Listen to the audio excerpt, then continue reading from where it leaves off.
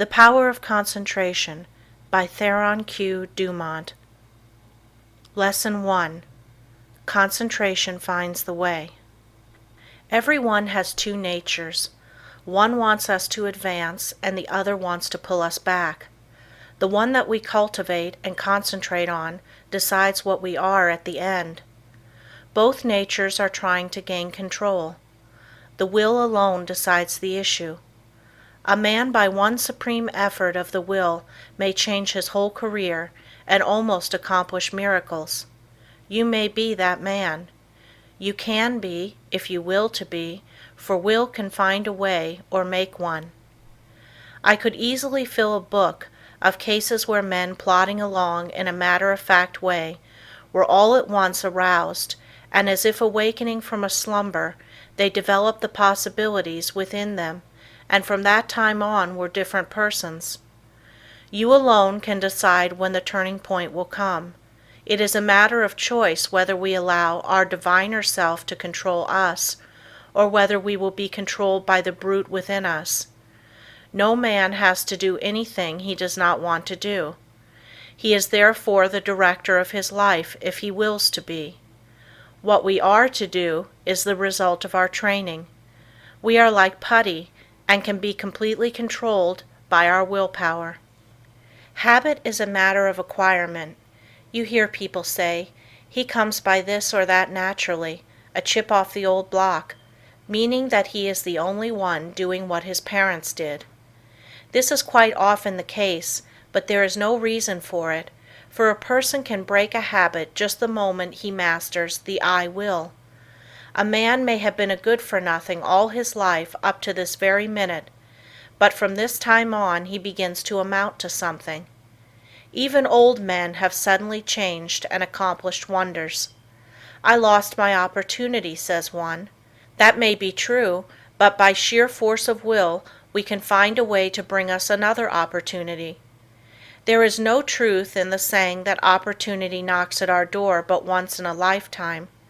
The fact is, opportunity never seeks us. We must seek it. What usually turns out to be one man's opportunity was another man's loss. In this day, one man's brain is matched against another's. It is often the quickness of brain action that determines the result. One man thinks, "I will do it," but while he procrastinates, the other goes ahead and does the work. They both have the same opportunity.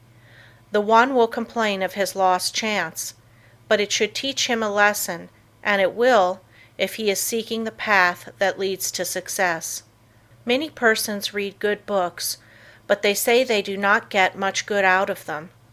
They do not realize that all any book or any lesson course can do is to awaken them to their possibilities, to stimulate them to use their willpower. You may teach a person from now until doomsday, but that person will only know what he learns himself. You can lead him to the fountain, but you can't make him drink. One of the most beneficial practices I know of is that of looking for the good in everyone and everything, for there is good in all things. We encourage a person by seeing his good qualities, and we also help ourselves by looking for them. We gain their good wishes, a most valuable asset sometimes. We get back what we give out. The time comes when most all of us need encouragement, need buoying up. So form the habit of encouraging others, and you will find it a wonderful tonic for both those encouraged and yourself, for you will get back encouraging and uplifting thoughts. Life furnishes us the opportunity to improve, but whether we do it or not depends upon how near we live up to what is expected of us. The first of each month, a person should sit down and examine the progress he has made. If he has not come up to expectations, he should discover the reason, and by extra exertion measure up to what is demanded next time. Every time that we fall behind what we plan to do, we lose just so much, for that time is gone forever. We may find a reason for doing it, but most excuses are poor substitutes for action. Most things are possible. Ours may be a hard task, but the harder the task, the greater the reward. It is the difficult things that really develop us. Anything that requires only a small effort utilizes very few of our faculties and yields a scanty harvest of achievement. So do not shrink from a hard task, for to accomplish one of these will often bring us more good than a dozen lesser triumphs. I know that every man that is willing to pay the price can be a success. The price is not in money, but in effort. The first essential quality for success is the desire to do, to be something. The next thing is to learn how to do it. The next to carry it into execution. The man that is the best able to accomplish anything is the one with a broad mind, the man that has acquired knowledge, that may, it is true, be foreign to this particular case, but is nevertheless of some value in all cases. So the man that wants to be successful must be liberal. He must acquire all the knowledge that he can. He must be well posted not only in one branch of his business, but in every part of it. Such a man achieves success. The secret of success is to try always to improve yourself, no matter where you are or what your position. Learn all you can. Don't see how little you can do, but how much you can do. Such a man will always be in demand, for he establishes the reputation of being a hustler. There is always room for him because progressive firms never let a hustler leave their employment, if they can help it. The man that reaches the top is the gritty, plucky, hard worker, and never the timid, uncertain, slow worker. An untried man is seldom put in a position of responsibility and power. The man selected is one that has done something, achieved results in some line, or taken the lead in his department. He is placed there because of his reputation of putting vigor and virility into his efforts, and because he has previously shown that he has pluck and determination. The man that is chosen at the crucial time is not usually a genius. He does not possess any more talent than others, but he has learned that results can only be produced by untiring, concentrated effort. That miracles in business do not just happen. He knows that the only way they will happen is by sticking to a proposition and seeing it through. That is the only secret of why some succeed and others fail. The successful man gets used to seeing things accomplished and always feels sure of success. The man that is a failure gets used to seeing failure, expects it, and attracts it to him. It is my opinion that with the right kind of training, every man could be a success. It is really a shame that so many men and women, rich in ability and talent, are allowed to go to waste, so to speak. Someday I hope to see a millionaire philanthropist start a school for the training of failures. I'm sure he could not put his money to a better use. In a year's time, the science of practical psychology could do wonders for him. He could have agencies on the lookout for men that had lost their grip on themselves, that had through indisposition weakened their will, that through some sorrow or misfortune had become discouraged. At first all they need is a little help to get them back on their feet, but usually they get a knock downwards instead. The result is that their latent powers never develop, and both they and the world are the losers. I trust that in the near future, someone will heed the opportunity of using some of his millions in arousing men that have begun to falter. All they need to be shown is that there is within them an omnipotent source that is ready to aid them, providing they will make use of it. Their minds only have to be turned from despair to hope to make them regain their hold. When a man loses his grip today, he must win his redemption by his own will. He will get little encouragement or advice of an inspiring nature. He must usually regain the right road alone.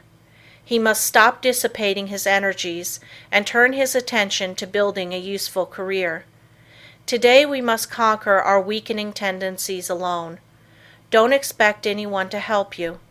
Just take one big brace, make firm resolutions, and resolve to conquer your weaknesses and vices. Really, no one can do this for you. They can encourage you, that is all. I can think of nothing but lack of health that should interfere with one becoming successful. There is no other handicap that you should not be able to overcome. To overcome a handicap, all that is necessary to do is to use more determination and grit and will. The man with grit and will may be poor today and wealthy in a few years. Willpower is a better asset than money. Will carry you over chasms of failure if you but give it the chance. The men that have risen to the highest positions have usually had to gain their victories against big odds. Think of the hardships many of our inventors have gone through before they became a success. Usually they have been very much misunderstood by relatives and friends. Very often they did not have the bare necessities of life.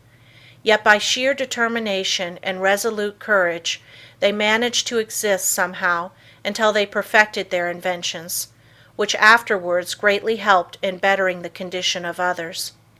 Everyone really wants to do something, but there are very few that will put forth the needed effort to make the necessary sacrifice to secure it.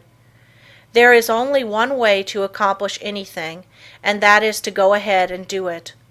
A man may accomplish almost anything today if he just sets his heart on doing it and lets nothing interfere with his progress. Obstacles are quickly overcome by the man that sets out to accomplish his heart's desire. The bigger the man, the smaller the obstacle appears. The smaller the man, the greater the obstacle appears.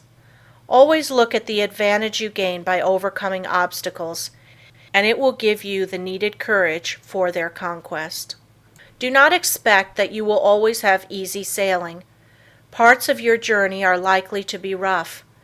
Don't let the rough places put you out of commission. Keep on with the journey. Just the way you weather the storm shows what material you are made of. Never sit down and complain of the rough places, but think how nice the pleasant stretches were. View with delight the smooth plains that are in front of you. Do not let a setback stop you. Think of it as a mere incident that has to be overcome before you can reach your goal. Lesson 2. The Self-Mastery, Self-Direction Power of Concentration. Man, from a psychological standpoint of development, is not what he should be. He does not possess the self-mastery, the self-directing power of concentration that is his by right. He has not trained himself in a way to promote his self-mastery. Every balanced mind possesses the faculties whose chief duties are to engineer, direct, and concentrate the operations of the mind, both in a mental and physical sense. Man must learn to control not only his mind, but his bodily movements.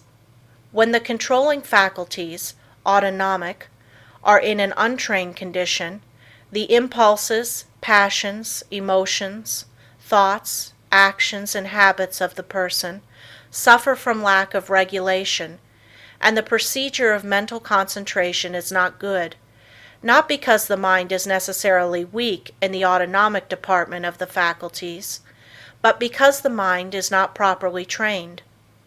When the self-regulating faculties are not developed, the impulses, appetites, emotions, and passions have full swing to do as they please, and the mind becomes impulsive, restless, emotional, and irregular in its action.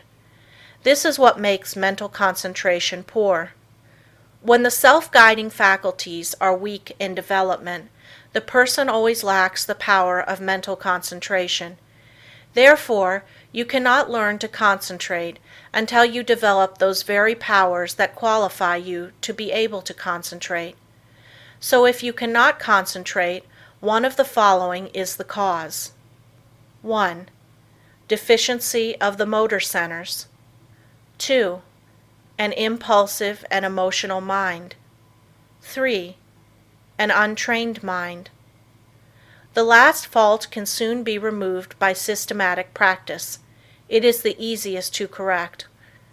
The impulsive and emotional state of mind can best be corrected by restraining anger, passion and excitement, hatred, strong impulses, intense emotions, fretfulness, etc. It is impossible to concentrate when you are in any of these excited states.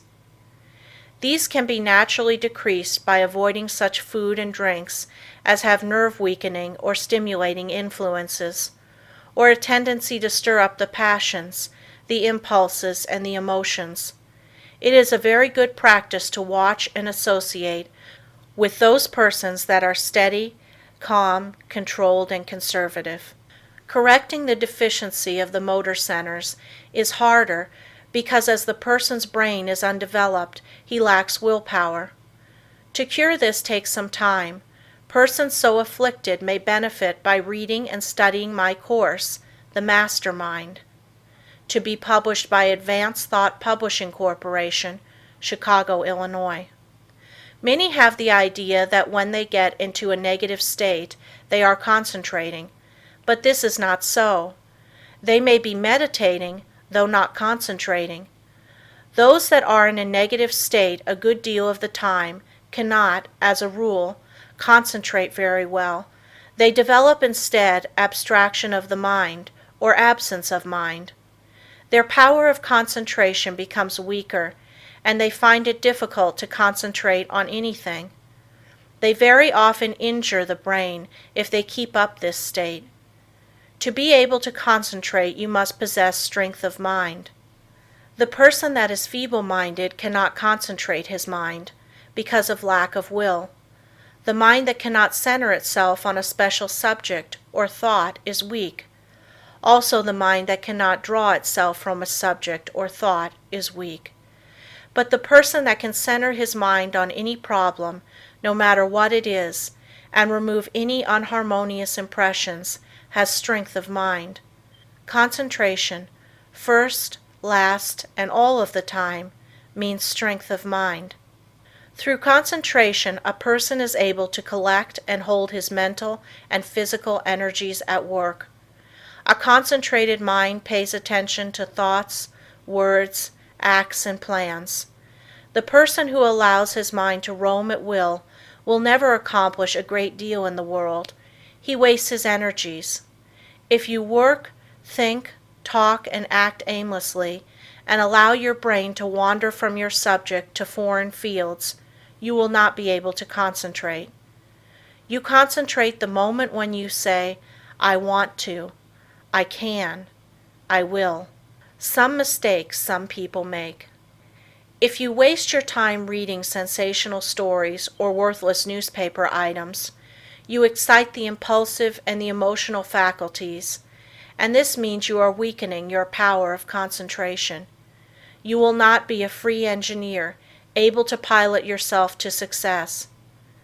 Concentration of the mind can only be developed by watching yourself closely. All kinds of development commence with close attention. You should regulate your every thought and feeling.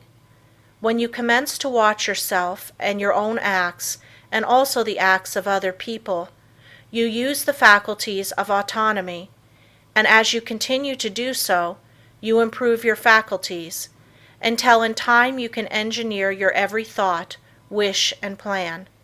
To be able to focalize the mind on the object at hand in a conscious manner leads to concentration. Only the trained mind can focalize. To hold a thought before it until all the faculties shall have had the time to consider that thought is concentration. The person that cannot direct his thoughts, wishes, plans, resolutions, and studies cannot possibly succeed to the fullest extent. The person that is impulsive one moment and calm the next has not the proper control over himself. He is not a master of his mind, nor of his thoughts, feelings, and wishes.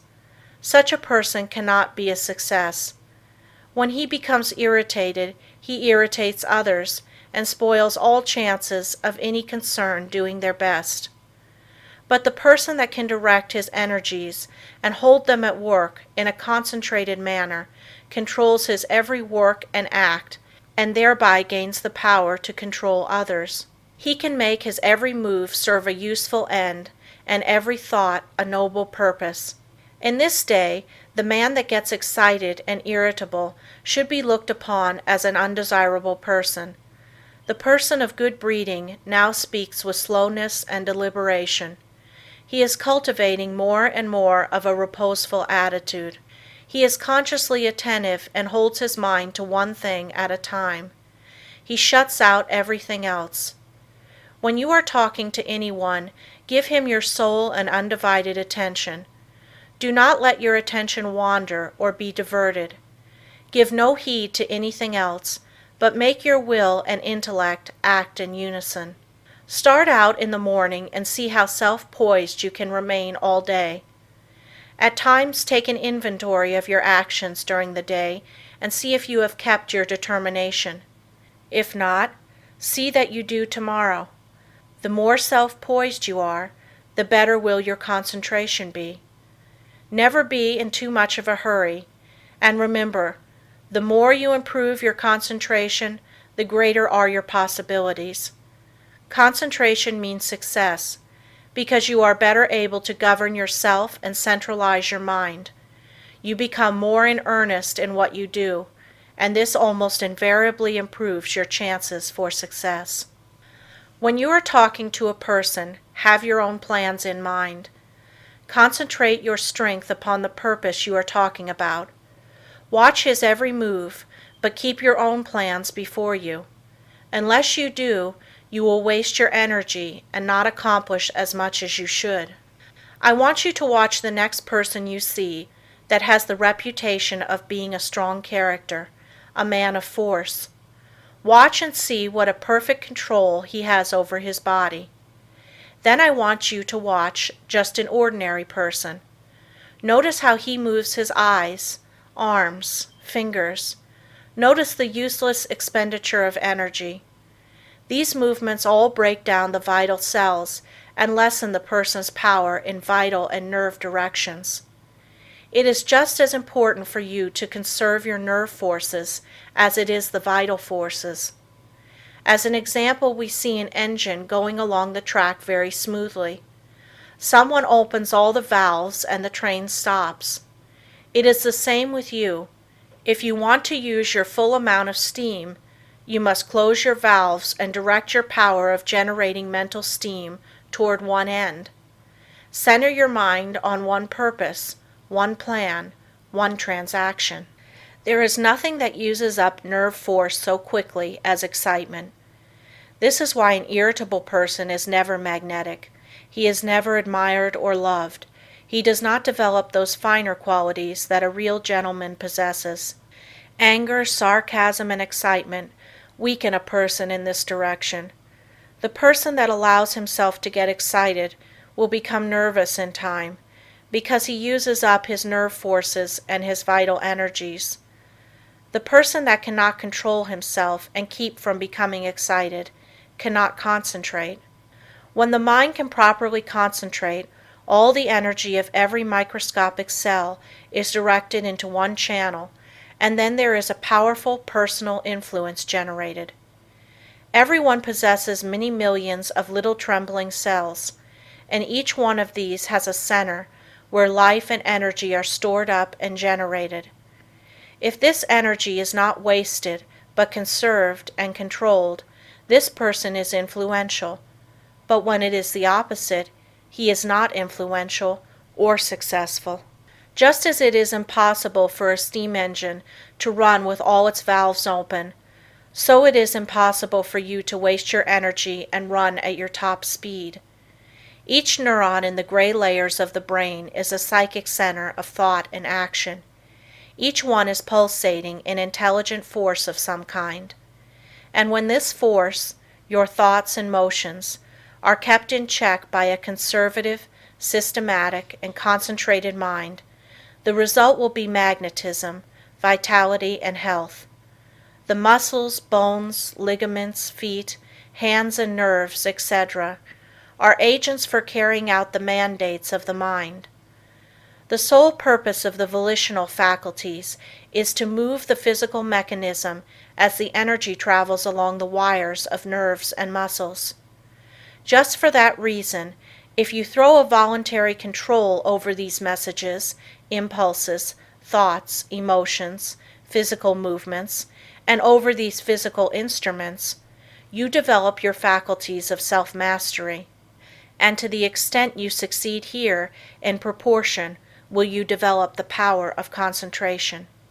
Any exercise or work that excites the mind, stimulates the senses, calls the emotions and appetites into action, confuses, terrifies, or emotionalizes, weakens the power of concentration. This is why all kind of excitement is bad. This is the reason why persons who drink strong drinks, who allow themselves to get into fits of temper, who fight, who eat stimulating food, who sing and dance and thus develop their emotions, who are sudden, vehement, and emotional, lack the power to concentrate. But those whose actions are slower and directed by their intelligence develop concentration. Sometimes dogmatic, willful, excitable persons can concentrate, but it is spasmodic, erratic concentration, instead of controlled and uniform concentration. Their energy works by spells. Sometimes they have plenty, other times very little. It is easily excited, easily wasted. The best way to understand it is to compare it with the discharge of a gun. If the gun goes off when you want it to, it accomplishes the purpose. But if it goes off before you are ready for it, you will not only waste ammunition, but it is also likely to do some damage. That is just what most persons do.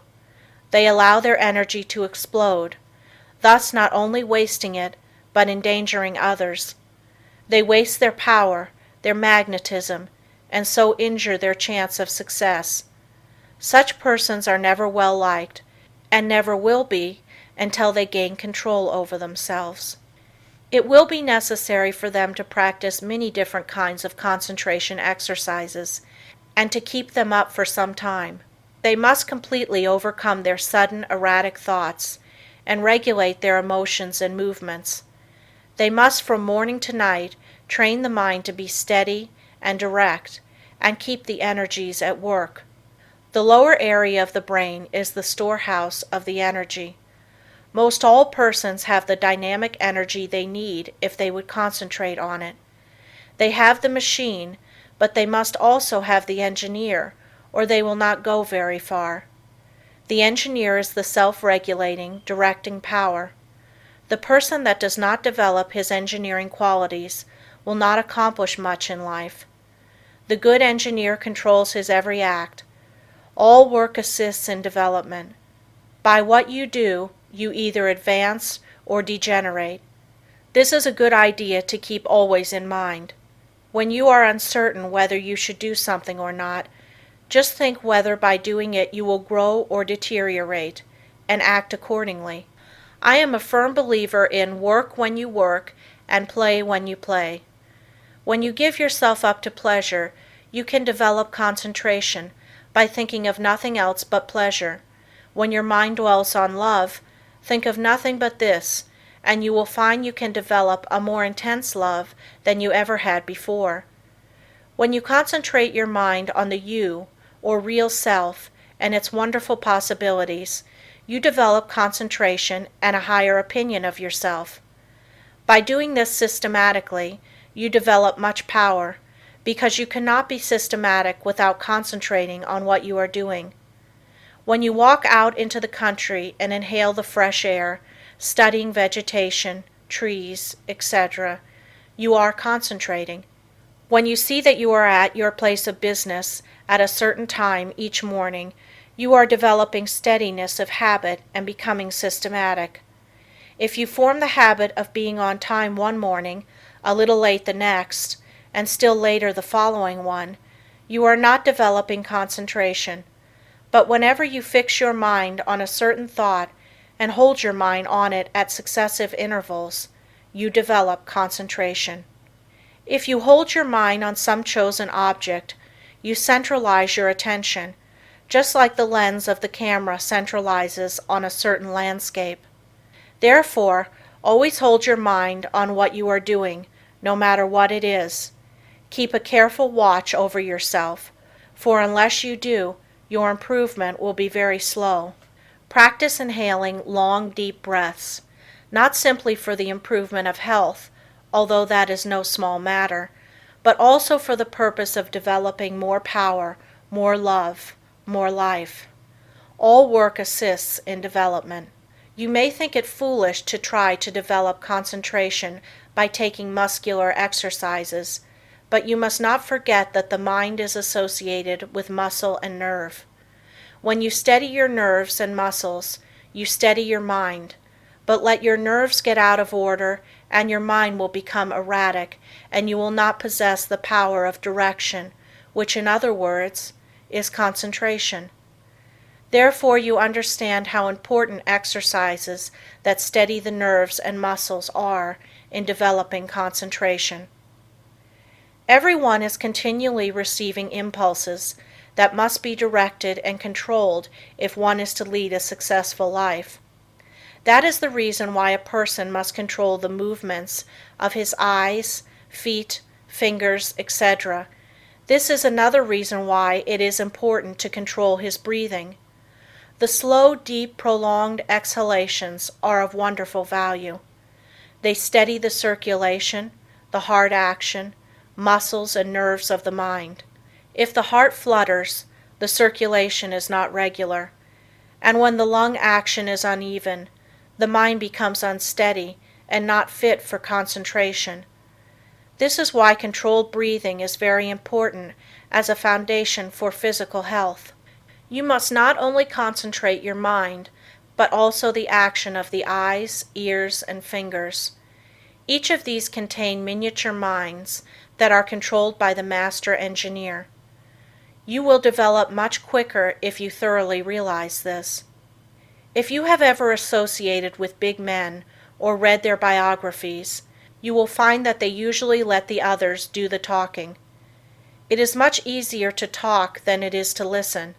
There is no better exercise for concentration than to pay close attention when someone is talking. Besides learning from what they have to say, you may develop both mental and physical concentration. When you shake hands with someone, just think of your hand as containing hundreds of individual minds, each having an intelligence of its own. When you put this feeling into your handshake, it shows personality. When you shake hands in a listless way, it denotes timidity, lack of force, and power of personality. When the hand grip is very weak and stiff, the person has little love in his nature, no passion, and no magnetism. When the handshake is just the opposite, you will find that the nature is also. The loveless person is non-magnetic, and he shows that he is by his non-magnetic handshake.